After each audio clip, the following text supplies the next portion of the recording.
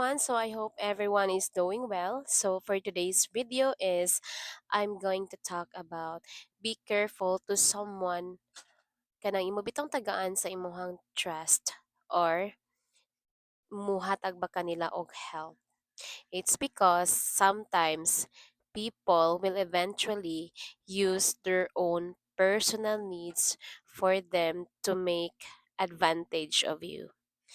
Kay most especially usa po ni sa akong na-experience nga lately lang, we help someone, me and my partner. We help her kanang sa iyaha bitong katulgan. We shelter her and kana bitong mihatag mi og gamay kaayo nga financial sa iyaha. And then kanang going back na sa iyahang seat sa iyahang place where padong na siya mouli is that she kept on texting me, chatting with me nga mas ganahan pa siya mo ngayo pag another pa jud na amount. It's because wala daw siya ika-fare going home. And then I asked her why wala na nimo gistorya before sa moa nga napakadiri sa balay nganon diha naman. And she kept on texting and asking. Niana ko sa iya ha, I have really felt something bad about her because kana bitong we sheltered her, we are genuinely accepting her, but mura bitog na gitake advantage niya ang goodness nga imong gihatag. And then especially wala gid ko nakakita ato niya before. And nagpaila lang siya nga relative. And then later on kanang nana siya sige siya ingon nga kanang pasensya og GCash ana.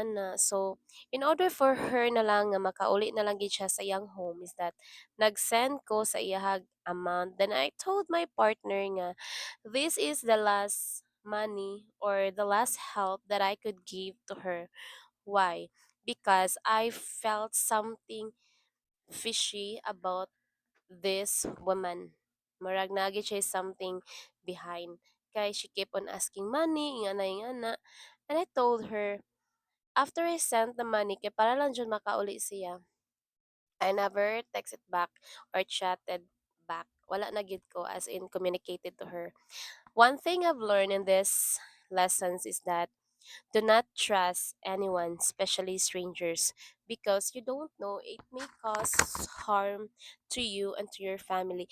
It's okay if you help them once in a while. Mo-help kanila, especially kung need na jud kayo, especially katong time, like for example, nag-need siya og shelter, ganahan siya katulgan, so we shelter her. But later on, murag ni abusar naman, niabot sa point na kanang there is really something on her attitude that I don't like. And most especially, kanaing ana pa lang ha, na makakita mo og something bad about her attitude. You should be, kuan na gyud, you should be kinahanglan na jud ka mahimong alerto because you don't know unsa pay mahimong cause na trouble niya sa imuhang pamilya. Wala ka kahibaw because you don't know her personally kung unsa na siya nga pagkatao.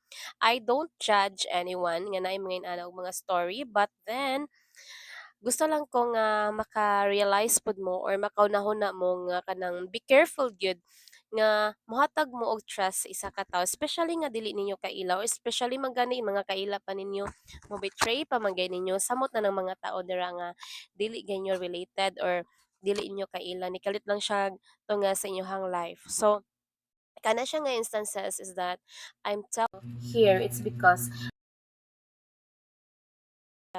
maayo sa someone, especially wala pa nimo nakaila because you don't know her story.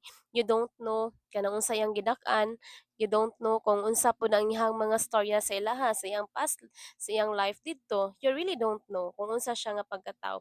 So for you to be able to be safe sa imong pamilya, especially sa imong mga kids na lang yun no, is stay away to those people nga murag feel nimo in good term first, but later on there is really something bad about her attitude. I don't say nga kanang i-block dayon nimo, but keep your distance away. Ayaw na gid siya padula. Ayaw na gid siya himuang kanang tagay siya chance nga ayaw na gid siya tagay chance nga mo get near pa nimo because you already know her attitude. And based on that, there is really a red flag. So be careful lang, whom you trust, especially sa mga strangers na dili gid kay kakaila sa ilahang mga batasan. I think that's all for today. Thank you for listening my video.